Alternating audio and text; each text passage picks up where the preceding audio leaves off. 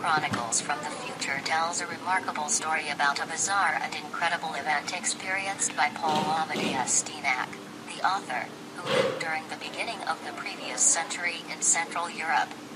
Dienach claims that during his one-year comatose state, brought about by a serious illness, his consciousness traveled to the future in a different body and stayed there for the entire duration of his coma. Although this sounds impossible and indeed fanciful, Dienach's written account was taken very seriously by the Freemasons, who kept his book as a closely guarded secret. There are many books containing prophecies and visions of future occurrences. However, none come close to the strange circumstances that happened to Dienach nearly a century ago. Only a select few have ever had the privilege of reading Dienach's detailed chronicle of events, as just a small number of copies were printed and published in Greece. But now, for the first time, people have the opportunity to read Dienach's incredible story and hear his revelations about the future and the next evolutionary step for humanity. The first English version of Chronicles from the Future will be published in a few months. Who is the writer of the book? Paul Amadeus Dienach was a professor of German language studies. He was not a writer, nor did he ever plan to write a book. Rather, Chronicles from the Future is his published diary containing a detailed description of his experiences. Dienach suffered from a rare type of encephalitis lethargica, sleep sickness, and in 1921, he fell into a coma and remained that way for a whole year in a hospital of Geneva. What was his experience? When Dienach awoke from his coma, he recorded in his diary that he had been awake and aware the entire time, but not in the year nor the place in which his body lay. Dienach reported that his consciousness traveled into the body of another man, Andrew Northam, in the year 3906 AD.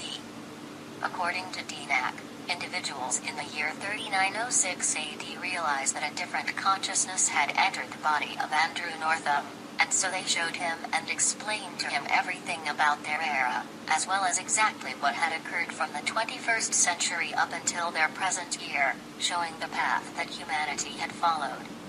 Dienach reported that a new species of human being, named Homo occidentalis novus, will follow today's Homo sapiens, and in his memoirs he traces the steps, both good and bad, that will take place over the millennia. Dienach never mentioned his account to anyone at the time for fear of being thought crazy and exposing himself to ridicule, both in his career and personal life. How did his personal diary come to be published?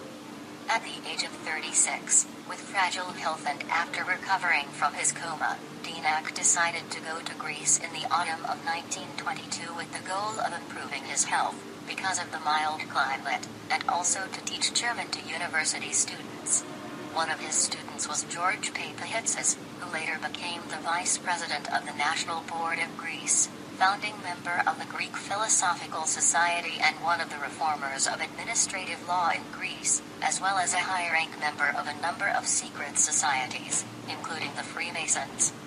2 years later, seeing his health become worse and knowing that his death was imminent, Dienach decided to go to Italy.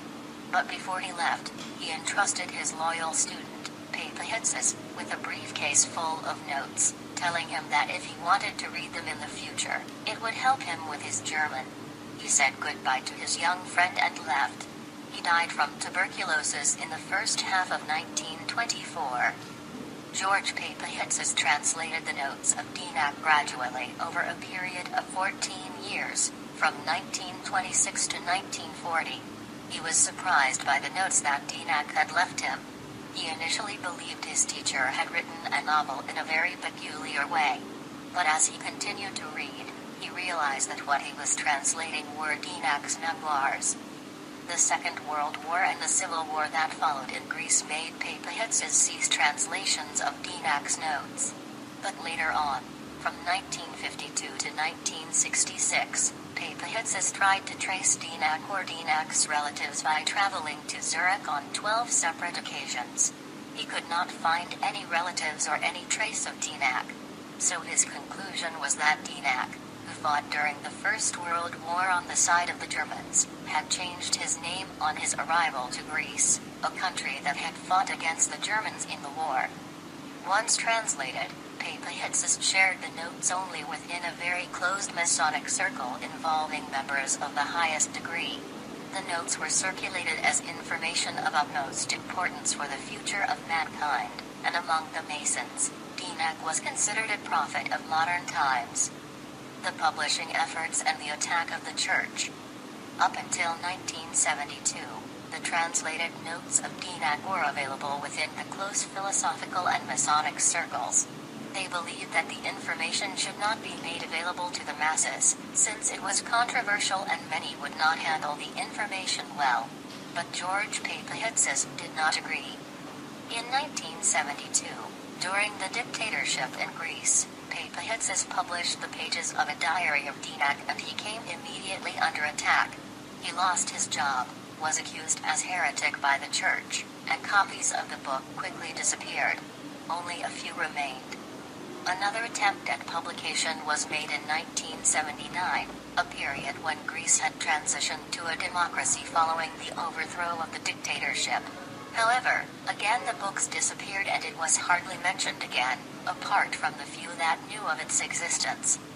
30 years later and the book has never been outside of Greece, and almost everyone ignored its existence apart from Radamanthys Anastasakis, high-ranking ex-member of many secret societies, and today teacher, author and publisher, who decided to publish the book on a small scale, exactly as it was previously written. The huge length of the book, in combination with the fact that it was published by a small publishing company that didn't have the means to advertise it, meant that it became lost among the thousands of other books. Properly presented for the first time, watch video below. When Dienach's memoirs were first published, they were difficult to read, containing over 800 pages of rough notes. Dienach never intended his diary to be published as a book, and simply recorded what he could remember from his one-year experience when he was in the coma, along with other memories from his past, making the essence of the story difficult to extract. Now for the first time, Dienach's diary has been properly prepared and edited, presenting the key elements of his story in an easy-to-read format, along with stunning illustrations that bring to life the true essence of his experience. This book could be life-changing, because if what it says is true, Dienach will show you what the future holds for humanity.